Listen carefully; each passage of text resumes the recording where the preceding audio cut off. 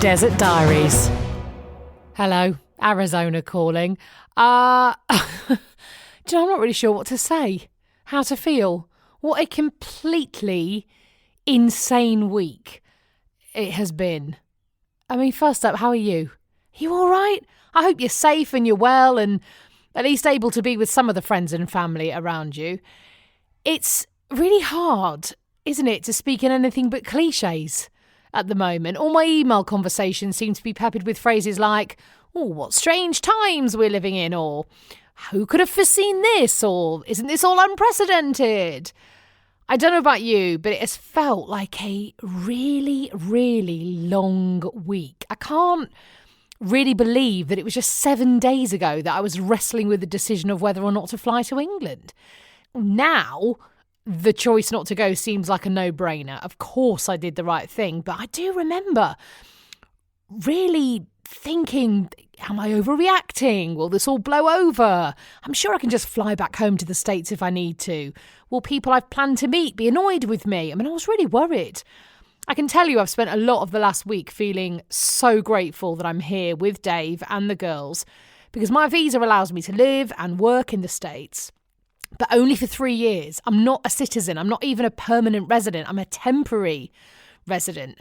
So the chances of me being allowed back in if I had left to come to Manchester are slim to non-existent. I mean, imagine if I'd had to spend the next 2, 3, 4, goodness knows how many months away from my children. It just doesn't bear thinking about, really. I mean, the downside to all of this, of course, is that I haven't seen my dad. And I don't know when I'm going to see my dad. He's over 70, he lives on his own, he doesn't want to self-isolate and stay indoors and never see another soul, but he's in that high-risk group and I can't pop over to help him. It's horrible. I'm really struggling to deal with it. As for my mum, well, where'd you begin? A woman with stage 4 lung cancer who's over 70 and living with COPD. I mean, if there was a poster girl for high risk, I think she'd pretty much win, don't you? Like, I'm really aware I'm not alone in this. There's going to be thousands, maybe millions of people over the world who are unable to get to the people they love. Anne reached out to me on Twitter, actually, at Walker Sam, saying how upset she was. She didn't know when she'd next hug her grandson, and he only lives 12 miles away. People are losing their jobs and their businesses, and it is such a scary, uncertain time. So let's keep talking, shall we? Do come and let me know how you are or where you are, who you're with, what you're up to. Just search on Facebook for Sam Walker's Desert Diaries and come and have a chat. It's as simple as that.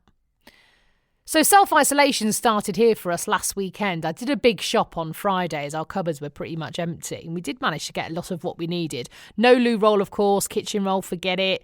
No paracetamol. Very few dried beans or pasta or rice. Most of that had gone, but we're okay. We've got enough to eat. One of my American friends got genuinely excited when she realised that loo roll is what we call toilet paper in England. She said, I feel so cultured. I love that. Another friend of mine asked what the heck I was on about when I asked him if he managed to get any kitchen roll. What? Kitchen what? Is that toilet paper you keep in a kitchen? Why would you keep toilet paper in a kitchen? Paper towels, apparently, is what they call it here. That's the lingo. I think kitchen roll's so much better. The children were on half term last week. Spring break is what they call it here. And they were due to go back on Monday. And we got an email on Saturday that school was closed for a week. Well before England made the same decision, actually. They were, as you can imagine, euphoric. I haven't seen them so happy since the dog jumped on a lilo with them last year. Little did they know that we are awful parents who immediately sign them up to a bunch of online classrooms. The school's now officially out for a fortnight, but the word on the street is that they're not going back until at least August. Oh, the school year here does end in mid-May, so it's not too long until the yawning chasm of the summer vacation was due to begin anyway. But regardless of that, please send help.